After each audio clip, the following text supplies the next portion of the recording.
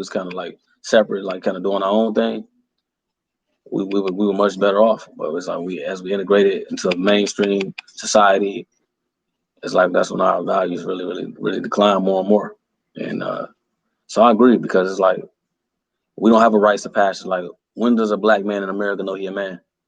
You done heard this growing up in Cleveland, like, oh, you a man, you get a little hair on your chest, or you a man when you lose your virginity, or you a man when you whoop somebody butt or something like that. No, it ain't got nothing to do with us doing positive things like, being a good father, being a good husband, being a protector, being a provider, being an activist, being a leader, doing something positive got something to do with things that really don't matter or things that's negative, because like we've been cut out a lot of ways, not making excuses. And when you've been cut out so much, like we have been, or been deprived, that's when people come up with things to survive or to make themselves feel good about themselves. Then you have the subculture of violence, where you have in our communities a lot of time the drug dealer is looked at as more of a man than the brother who's an activist. We're trying to clean up the community, and it's all environmental. It's all environmental, depending on what environment you come from. So yeah, I just want to say that though. Right, right. I appreciate you. Now you got a chance to work at a university. If I'm not mistaken, you was doing some financial work or something like that. Yes, I was a financial aid officer at the university, Wayne State University here in Detroit, Michigan. That's the university I graduated from undergrad and grad school. And what I enjoyed the most about being a financial aid officer is really the counseling aspect. To really tell the youth, those youth that was coming in there, it was people of all ethnicities, all walks of life. Of course, I love to really help our people, man, because we last in Yeah. place, So, but I enjoy just talking with those youth and letting them know, because I had been to college, let them know the real about college. I told them that all degrees are not held equal in society. I said, you can have a degree in political science, like I got the in undergrad because I was going to be a lawyer, but I decided I didn't want to be a lawyer. And I say a degree in political science alone is not going to get you as far as maybe a degree in computer science or something like that. One of the harder sciences. It's a tougher field, like, because it's a harder science.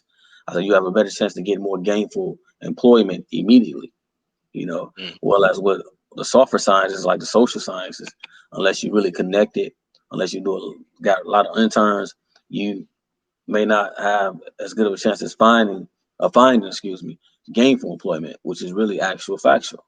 So I let the youth know the truth about this when they was taking up these fields. I said, I'm just gonna be honest with you. Now, if you're gonna take up a major in social science, you might want to start interning early on. You might want to start connecting early on, which I recommend networking anyway. But you might do that in a more aggressive way compared to somebody who's like in mathematics or computer science, something like that. Because there's not a lot of people to do that, and that's much needed. You need computer scientists, you need mathematicians, you need these type of people, engineers. We need those type of people. Nation building. Those type of people will always be invaluable. So I just let them know the real about it. About college. And I said, if you're taking out these loans, I recommend you only take out what you need. I told them I educated them on the loans. It's different kind of loans that you get. You got unsubsidized and subsidized.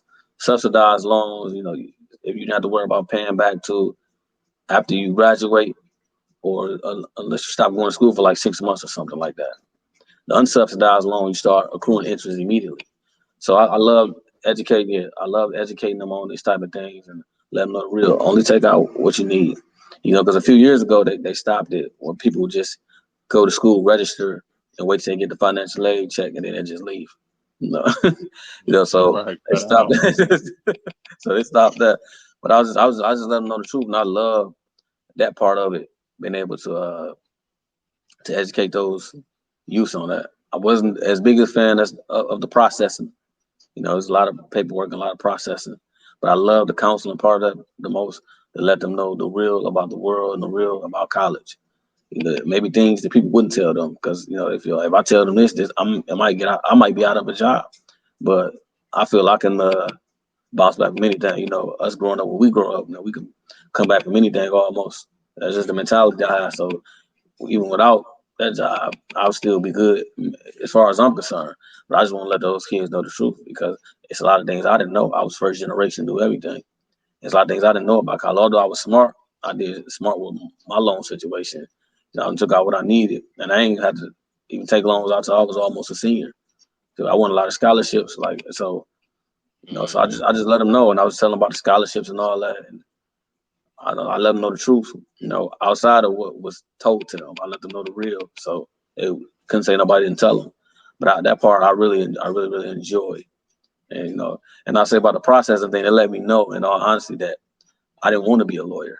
Although sometimes, although sometimes I think back like I would love to be a lawyer to fight some of these cases that happen all over Black America, these police and justice and all that. But I just decided, after being a financial aid officer, I saw, yeah, I'm on the right path because if I would have been doing this, which is really, it's a really lot of processing to be a lawyer. And I said that wasn't really the life for me. But I enjoyed being a financial aid officer. I really did.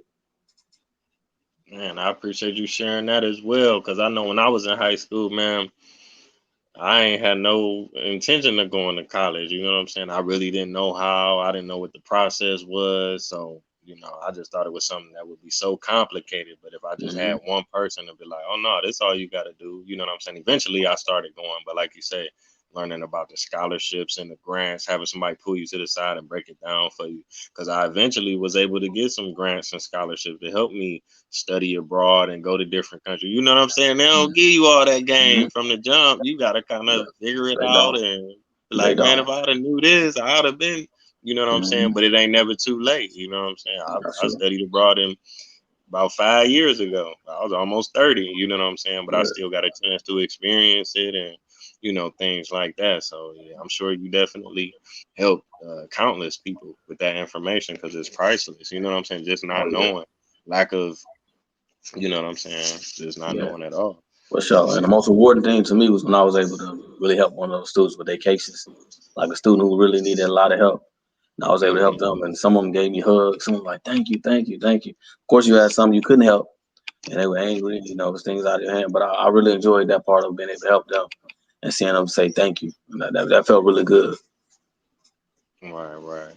All right. Tell us a little bit about your podcast so people can tune in and what it's about and how long you've been doing it and how you got into it and everything.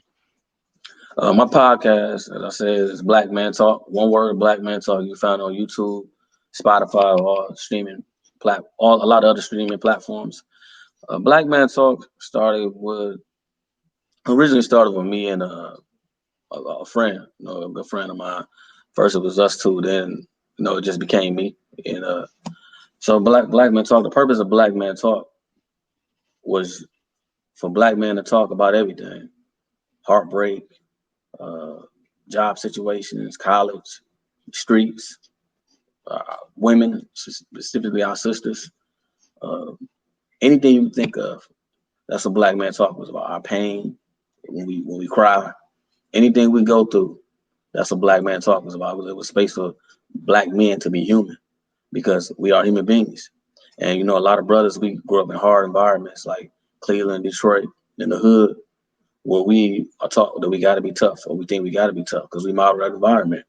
And so many of us hold so much in that we die young from brain aneurysms and stress related problems, things that we could really survive if only we had some form of outlet, so we felt we could release some of that stress. And I just thought it was so important, being a Black man who was highly stressed for a lot of especially early on in my life, a Black man who was extremely depressed, who was suicidal early in my life, that I share my pain, share my story with the world.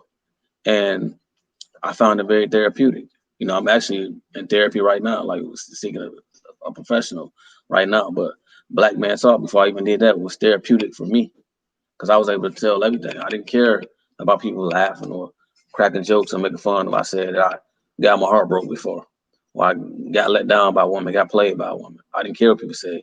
When we get heartbroken, if we go through heartbreak, it ain't because we're a punk, it ain't because we're weak necessarily. It's because you're human, and it's only human to feel. It's only That's human to right. care.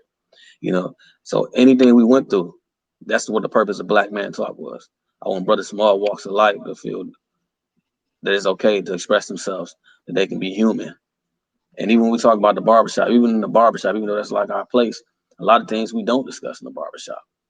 There's a lot of things we do discuss, but we don't discuss. We ain't gonna talk about the pain we're going through. A lot of times, mistakes we make, we just hold us in because we're ashamed. We fear, got fear of being judged. And I said, I put it all out there. Hey, you say what you want to say about me, but for me, it's therapeutic, and I'm living, and I ain't walking around with that burden on me no more. I'm letting it go. I'm telling my story. I'm sharing it with the world. And so, Black Man Talk simply a place at the end of the day for Black men to be human. And to be human is to feel, to be human is to cry, to be human is to love. You know, to be human is to be flawed. To be human is just to, you have ups and downs. You ain't got to be Superman because none of us Superman. We only human at the end of the day. And I just want brothers to know that I come from the mud too. I'm from the hood. I was exposed to everything. If I can do it, you can do it too. If I can tell my truth, you can tell your truth. Don't worry about what people say about you. Some people that laugh at you but be at home crying on their pillow at night because they carry around this fake facade. They know it really ain't them. But I can sleep well at night, because I know I'm living my truth and I express myself. And you listen to Black Man Talk. I recommend my brothers, take a listen. You hear everything on there. Everything you think of, it's raw, it's honest. So I appreciate it. Check me out. Black Men Talk. And you can be human if you come on Black Men Talk. You can express yourself any way you want to express yourself. That's what it's about. It's just a spot for us to be human beings, because that's all we are at the end of the day. Yeah, man, you got a dope podcast. It's priceless what you doing, man. Like you said, we all human. We all Yeah, get jealous. We all get mad, jealous. sad, cry, disappointed, excited, happy. But I Right. think a lot of times we don't have an outlet or we don't know how to react to those emotions. So you see things on the news and you be like, somebody got killed or somebody got beat up or somebody did something to somebody else because they didn't have another way of diffusing that situation, maybe verbally or just walking away or not knowing how to react to being brokenhearted. Like, they may attack the woman or they may That's attack so the true. dude, the other dude or whatever.